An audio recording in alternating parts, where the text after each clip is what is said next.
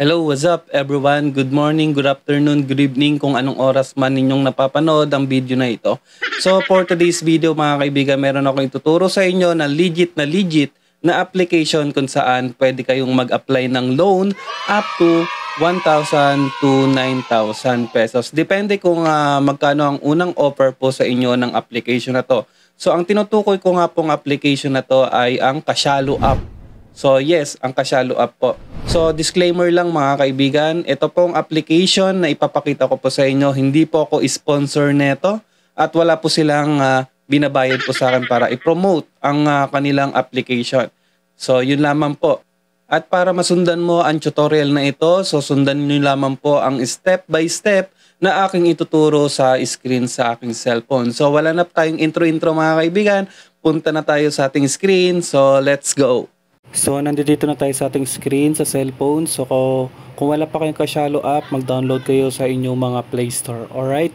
So, click po natin ang ating Kashalo app, mga kaibigan. And then, pagpasok po dyan, click po natin itong sign up. And then, lagay po natin ang ating cellphone number dyan sa taas. And then, click po natin yung next. And then, yung cellphone number po na nilagay natin, may magte-text po na 6 digit. And then, ilagay po natin yung 6-digit code for verification lamang po yung mga kaibigan. And then dito naman po, ilagay po natin ang ating username. Okay, yung prefer username po natin at ang personal email address po natin, ilagay po natin yan. Importante po yung mga kaibigan. And then mag-create po kayo ng password. Okay, yung mabilis nyo lang pong matandaan mga kaibigan ha, yung password po na ilalagay po natin. Okay, kung ayan, na-type na po natin ang ating password. So click po natin yung bilog. Ayan, and then click accept, and then click po natin agad yung bilog, and then click accept. And then click po natin yung sign up mga kaibigan. And then after po niya, nasa sa inyo na po yan kung gusto nyo pong basahin yung terms and condition ng inyong loan. Okay, and then click nyo po yung accept. Okay, kung nabasa nyo po yan, nasa inyo na po yan mga kaibigan. Okay, kung masipag kayo magbasa, basahin nyo po. Okay, click po natin yung accept, and then sa email po na nilagay natin, mag-i-email po si Kashalo doon for verification lamang po yung mga kaibigan. And then punta po tayo sa ating email. Okay, ayan, click natin yung email. Ayan, verify email now. Okay, click po natin yon. And then click din po natin yung get a loan now. So ganun lamang kadali mga kaibigan. Then click OK. And then pag click mo niyan, rekta ka po mapupunta sa Kashalo app. And then click mo na yung apply now kung mag-a-apply ka na po ng loan sa kanila. And then, click mo na po yung apply now. And then, as you can see mga kaibigan, may kita nyo dyan, pwede nyo i-loan up to 9,000. Okay? So, ang terms and condition po na pwede nyo siyang bayaran, one-time payment, 28 days, and 42 days lamang po. So, mamimili lang kayo dyan ng amount kung magkano ang inyong ilo-loan. Sa atin, so dahil tutorial lang ito, ipipiliin po natin ang 1,000 lang. Okay? Sa 1,000 meron siyang tutubuin na 166. Sa 2,000 naman meron siyang tutubuin na 233. So tutorial lamang po ito. So 1,000, try natin yung 1,000 kung legit talaga makapag-loan dito. And then one time payment 28 days. Ayan, so 1 month. Ayan mga kaibigan, pwede nyo rin pagka ano po, tumataas po yung tubo kapag 42 days.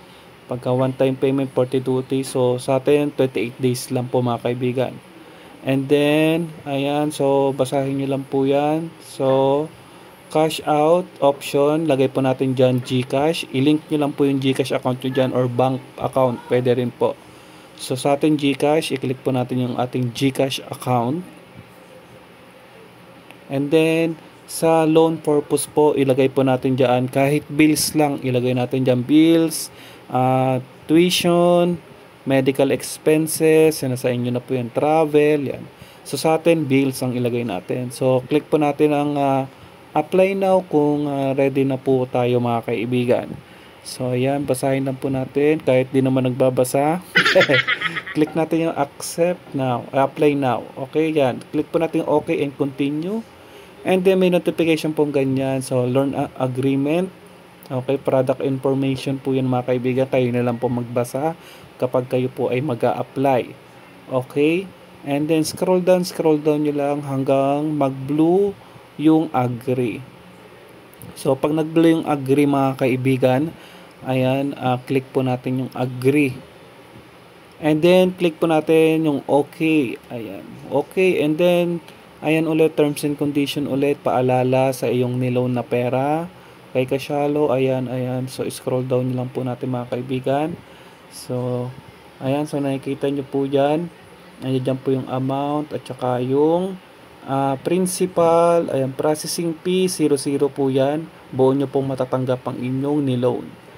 Alright, so kayo na lang po magbasa mga kaibigan, and then scroll down, and then click po natin yung accept. Okay, click po natin yung accept na nasa ibaba pagka nag-blue na po yan. Okay, click po natin yung accept mga kaibigan. Alright, so ayan, so yung number po, cellphone number po na nilagay po natin doon. So magte-text po ng 6-digit code for verification ulit. So ilagay nyo lang po, ayan po, nag-text na sa akin. And then ilagay po natin yung 6-digit code na nag-text sa atin. Okay, and then confirm. So your loan application has been processed. O, ayan. So click po natin yung close, and then review my application. Depende na po yan sa inyo. So ako, click ko na po yung done. Okay, click po natin yung done, and then silipin po natin yung ating GCash account, no? Ayan, may loan. Ayan, nakikita nyo po yung may loan. So, processing po yung nakalagay. So, balik po tayo sa GCash. Tignan natin kung may pumasok na 1,000. So, meron ako dyan, 333. Ayan, so may 1,000. Ayan, nag-text na rin si Kasyalo na approve na ang ating application. Ang bilis niya mag-approve mga kaibigan, no? Mga 3 minutes lang or 2 minutes. Wala pa yatang 3 minutes, approve ka na. Ayan, transaction details. Ayan, galing disbursement. Ayan, galing kay Kasyalo. Ayan, nag-text na rin si GCash na may na-receive tayong 1,000. So, yan na. So, yun nga guys, no, ang bilis niya mag-process ni Kasyalo app at natanggap na kaagad natin ang ating niloan sa kanya na 1,000 pesos. So, meron po siyang tubo na 166.22. So, yun nga lang kagandahan, no, kay Kasyalo.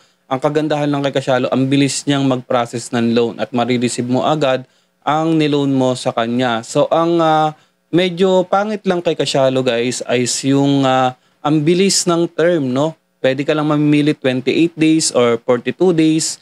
Yun lang po ang terms na ino-offer nila. So, one-time payment lang. Siguro, yun lang ang pangit kay Kasyalo. Siguro kung ma-improve pa ni Kasyalo, mas maganda pa siguro yung application na yan.